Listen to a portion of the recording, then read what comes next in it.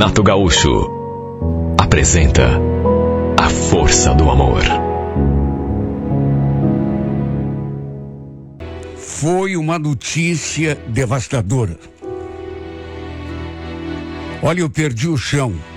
Quando recebi aquela ligação da minha irmã, ela me falando aquilo, parece que eu estou ouvindo ainda hoje. Ludmila, não tenho uma notícia muito boa para te dar. Infelizmente, perdemos a nossa mãe. Como é que é? Mas o que houve? Ela caiu da escada. Ainda vai sair o laudo, mas parece que quebrou o pescoço. Olha, eu devo ter ficado paralisado durante não sei quanto tempo. Meu Deus, minha mãe é uma mulher tão cheia de vida. Como assim caiu da escada? Olha, eu nunca tinha chorado tanto. Me abracei a minha filha e chorei de soluçar. A Caroline tinha só 7 anos e ficou ali grudadinho comigo até eu me acalmar. Se é que consegui. Eu estava separado. Não estava junto do meu marido já fazia quase 1 ano e meio. Só que a primeira pessoa que me ocorreu ligar foi exatamente ele. Eu me senti tão sozinha naquela hora. E apesar da minha filha estar ali comigo, sabe quando você precisa de apoio, de carinho? Era um sábado. Eu nem fazia ideia do que o Carlos estava fazendo. Mas acabei ligando para ele. Ele também ficou chocado, naturalmente, quando soube do falecimento da minha mãe. Ela sempre gostou muito dele. Quando estávamos casados, ela falava assim, em tom de brincadeira, que ele era o genro preferido dela. Só podia ser, né? Era o único. Já que minhas irmãs não eram casadas, nem tinham namorado. Ele pediu que eu esperasse um pouco, porque dali a meia hora, no máximo, estaria chegando. Realmente ele chegou dali a pouco. E quando o recebi na porta, já me atirei nos seus braços e comecei a chorar novamente. Ele me deu muita força, muito apoio. Ficamos ali os 3 juntinhos, como nos tempos em que éramos uma família. Minha família, aliás, era de Pato Branco. E eu teria de viajar até lá para poder me despedir da minha mãe. Ele se prontificou a me levar de carro. Fiquei muito agradecida, porque não era outra a reação que eu esperava dele.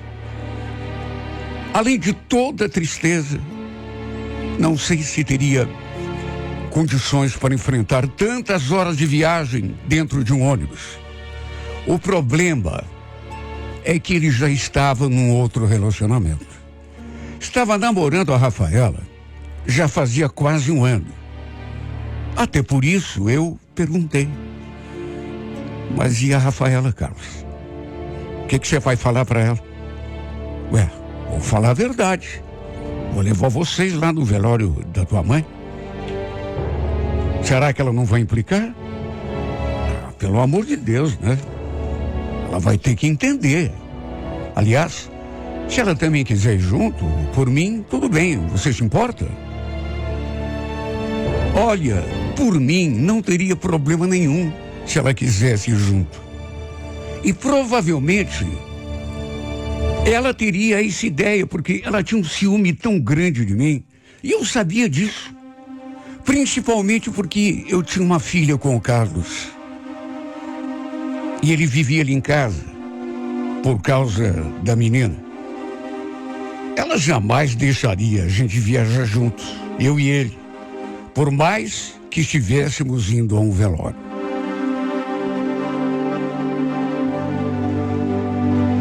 E se eu disser que também senti um pouco de ciúme e despeito dela, estaria mentindo. Quando nos separamos, eu e ele, eu ainda era apaixonada por esse homem. Mas na época, a gente estava brigando demais. E o fim foi por conta dessas brigas que a gente acabou se separando. Eu até pensei que acabaríamos nos reconciliando, mas infelizmente isso não aconteceu. E depois que ele começou a namorar a Rafaela, aí mesmo foi que tudo desandou. Andamos estremecidos durante um bom tempo. Nos falávamos só por causa da nossa filha. Mas depois a mágoa foi amenizando e a gente acabou se dando bem até. Porque é tão esquisito, né? Dizer que a gente se tornou amiga do ex-marido. E eu ainda tinha sentimentos por ele. Por mais que eu quisesse negar, eu ainda gostava dele. Não o tinha esquecido. Enfim, ele falou que iria conversar com a namorada, que era para a gente se aprontar, que ele iria se aprontar também, e depois passaria ali para irmos até Pato Branco. Juro que pensei que ele fosse aparecer ali com a Rafaela junto. Mas não. Para minha surpresa, apareceu sozinho. Perguntei qual tinha sido a reação dela. Só que em vez de responder, ele fez uma cara assim e não falou nada. Era certeza que ela não tinha reagido bem. Mas enfim, não estávamos indo a passeio, mas para o funeral da minha mãe. Foi, sem dúvida, a viagem mais triste da minha vida. Fazia quase um ano que eu não via a minha mãe. E, desgraçadamente, fui voltar a vê-la dentro daquele caixão. Foi muito importante o apoio que o Carlos me deu. Olha, se não fosse o equilíbrio que ele me transmitiu, naquele momento tão triste, eu me senti tão perdida. Se ele não estivesse ali do meu lado, tudo com certeza seria muito mais difícil. Enfim, voltamos de Pato Branco na terça-feira, depois do almoço. Ele carregou a mala até dentro de casa, deu um beijo na nossa filha, e quando foi se despedir de mim, trocamos um abraço tão demorado, tão sentido. Depois ele ficou olhando para mim assim, sei lá, e perguntou: "Você vai ficar bem?" Num impulso respondi: "Acho que ficaria melhor se você não fosse embora." Ele não fez nenhum comentário. Ficou me olhando como se estivesse, sei lá, de repente, raciocinando, pensando naquilo que eu havia dito. Até que de repente se aproximou assim de mim, encostou sua boca na minha, me fez um carinho, me deu um beijo assim bem suave. Nada daquele beijo assim de paixão, não. Beijo de carinho. Enxugou as lágrimas que desciam dos meus olhos e perguntou: "É isso que você quer? Que eu fique?" Só balancei a cabeça. Ele ainda ficou meio excitante, bem pensativo, até que falou: "Tá bom então. Vou guardar o carro aqui dentro. Perigoso deixar na rua, né?" Sabe quando você não acredita? Ele tinha concordado em passar aquela noite ali em casa com a gente. Pensei que ele estivesse morrendo de saudade da namorada, que não visse a hora de vê-la. E não nego que esse pensamento me incomodava bastante, mas pelo fato de ainda gostar dele. Sei lá, falei aquilo meio sem intenção, mas pelo jeito a saudade não era tanta assim. porque em vez de ir correndo, vê-la, ele preferiu ficar ali com a gente. Fiquei ali na sala, esperando por ele, enquanto ele colocava o carro dentro do quintal. Meu coração bateu até mais forte quando ele entrou novamente pela porta. Apesar de termos passado todos aqueles dias próximos um do outro, juro que em nenhum momento pensei que pudesse acontecer algo entre a gente. Até porque nem era momento para pensar nesse tipo de coisa. Só que depois, a gente ali em casa, não sei, eu senti que algo estava prestes a acontecer. Ele falou que precisava tomar um banho e arranjei uma toalha. E enquanto isso, fui até a cozinha preparar alguma coisa para a gente comer. Apesar daquela tristeza toda pela morte da minha mãe, também bateu naquela hora um sopro de esperança pelo simples fato de saber que ele estava ali, bem pertinho. Depois, perguntei se ele tinha ligado para a Rafaela. Ele falou: liguei, falei que a gente só vai chegar amanhã. Sério? Ela falou o quê? Acreditou? Ele nem respondeu. Mas pela cara que fez, ela não deve ter gostado nada. Enfim, a gente jantou. Depois ficamos ali um pouco com a nossa filha. Eu a coloquei para dormir. E depois ficamos só nós dois ali no sofá. Foi então que ele falou: escuta, se você preferir, nem precisa colocar colchão aqui para eu dormir, viu? Posso me ajeitar no sofá mesmo. Não falei nada. Continuei olhando para ele. Depois falei que ia buscar um lençol e um travesseiro. Fui até o quarto, mas quando olhei na direção da porta, vi que ele estava ali parado, me olhando fixamente. Meu coração disparou naquela hora, porque eu pressenti o que estava prestes a acontecer. Ele então se aproximou, e quando senti que tinha chegado o momento, simplesmente fechei os olhos, até sentir de novo o contato dos seus lábios na minha boca. E apesar daquela melancolia, aquela tristeza que tinha se apoderado de mim pela morte da minha mãe, senti ao mesmo tempo aquela sensação gostosa por dentro. Depois do beijo, a gente se abraçou. E no fim, acabamos em cima daquela cama que foi nosso palco durante tantos e tantos anos. Acabamos passando a noite toda ali, naquele quarto. Em vez de se ajeitar no sofá, ele acabou passando a noite toda ali comigo na minha cama. Naquela mesma cama onde tínhamos feito amor tantas e tantas vezes. Acho que a gente nunca tinha feito amor com tanta intensidade. Principalmente porque, além de já fazer quase 1 ano e meio que estávamos separados, ele também estava com outra. Depois, acabei adormecendo com a cabeça recostada no seu peito, como era meu costume quando dividíamos aquela cama.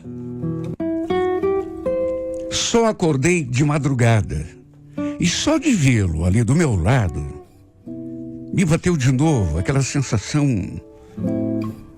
Era algo que contrastava com aquela tristeza que tinha tomado conta de mim. De manhã, depois que acordamos, ele foi por banho e eu fui preparar o café. Eu não iria trabalhar, tinha conseguido a semana toda de licença com o meu chefe. Já o Carlos ia para o trabalho normalmente. Lembro que eu estava ali na cozinha, esperando a água ferver. E dali, dava para ouvir o barulho do chuveiro. Fiquei me perguntando o que iria acontecer dali para diante. Será que aquilo que havia acontecido entre nós tinha sido uma simples recaída? Ou será que a gente ia acabar se reconciliando? Claro que eu queria muito. Eu sei que ele tinha uma namorada, mas ele podia muito bem terminar com ela e voltar ali para nossa casa. Isso é coisa que acontece tanto hoje em dia. E eu juro, era tudo o que eu mais queria na vida. Ainda gostava dele, e muito. Lembro que eu estava ali perdida em pensamentos, quando de repente ouvi aquelas batidas na porta. E não eram batidas fracas.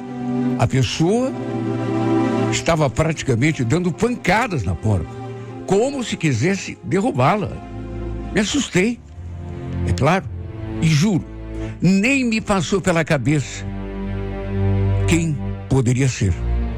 Quando abri a porta, para minha surpresa, quem estava ali, diante de mim, me fuzilando com o olhar, era ninguém menos do que a Rafaela, namorada do meu ex-marido. Ela quase me atropelou. Foi abrindo passagem. Cadê ele? Hein?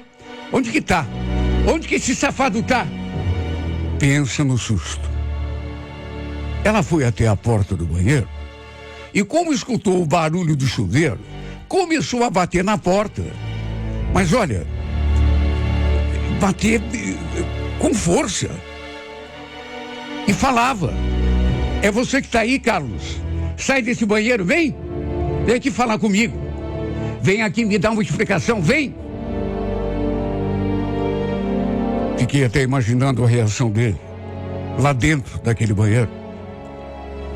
Depois, a doida foi até meu quarto e, quando se deparou com aquele cenário, a cama desarrumada, as roupas do Carlos ali sobre a cadeira, os sapatos, as meias, deve ter ficado chocada, porque ficou parada na porta, olhando para tudo assim de boca aberta, com aquela expressão de assombro.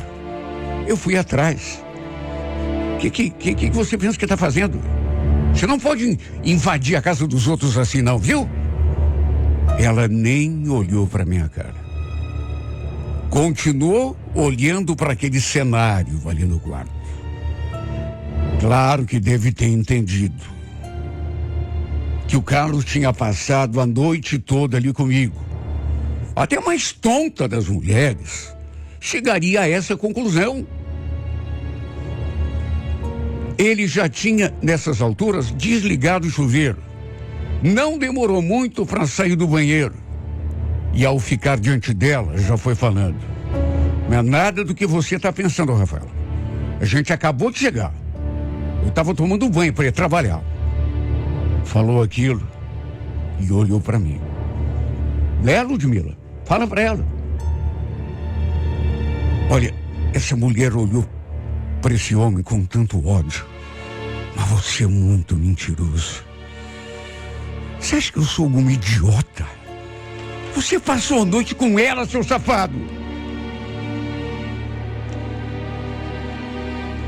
Olha, eu sei que tem situações que não adianta você negar.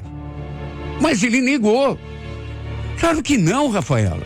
Pergunta para Ludmila, a gente acabou de chegar.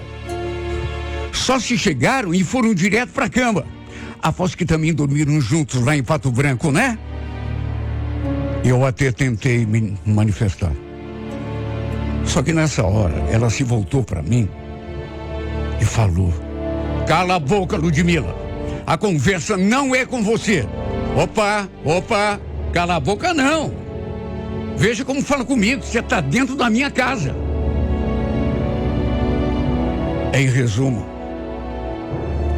ela saiu dali irritada, pisando duro, e o Carlos foi atrás. Se vestiu, pegou a chave do carro, as coisas dele e foi.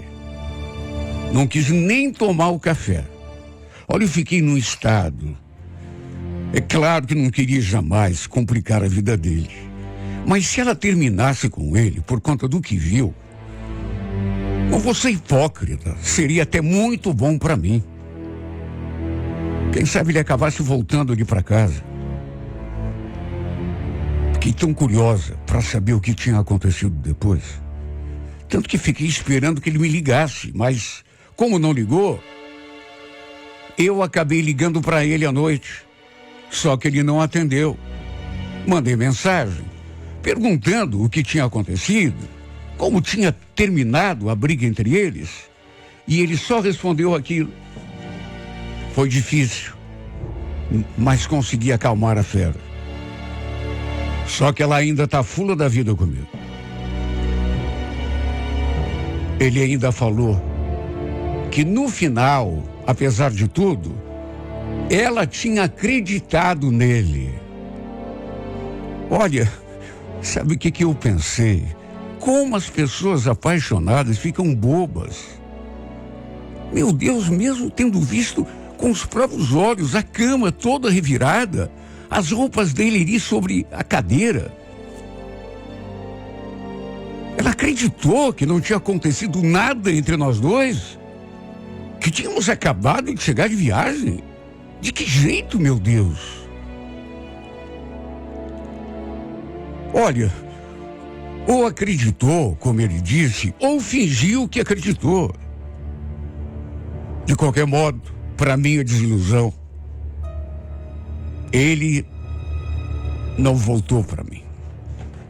Continuou junto com ela. Quem sabe ela tenha fingido que acreditou justamente para isso. Eu ainda tentei conversar com ele sobre uma possível volta, mas sabe, parece que ele não estava muito afim. Cheguei a colocar até a nossa filha no contexto para ver se isso o faria mudar de ideia, mas não teve jeito. Para minha tristeza, ele diz com todas as letras que era apaixonado pela Rafaela, me causando um estrago profundo e ainda pior no meu coração. Já estava triste por causa da morte da minha mãe e acabei ficando mais amargurada com as coisas que ele me falou. Mesmo assim, ele disse que se eu quiser, a gente pode ficar juntos de vez em quando. Só que assim eu não quero. Imagine, me tornar amante do meu ex-marido era só o que me faltava. Eu o quero na minha cama, mas como meu marido e não como meu amante. Não nasci para me prestar a este papel ridículo. Mereço ser feliz por completo. Não quero viver de restos, de migalhas do amor de ninguém. E foi isso exatamente o que disse a ele. Sabe, quando ele me fez essa proposta, eu fiquei até ofendida. Não vou viver das migalhas, dos restos do amor de ninguém. Tá me ouvindo, Carlos? Jamais aceitaria ser a sua amante. Pensei que tivesse uma possibilidade de você voltar para casa, mas percebi que não existe. De maneira que fique aí com ela, se é isso que você quer. E me deixa aqui, sozinha, lambendo as minhas feridas.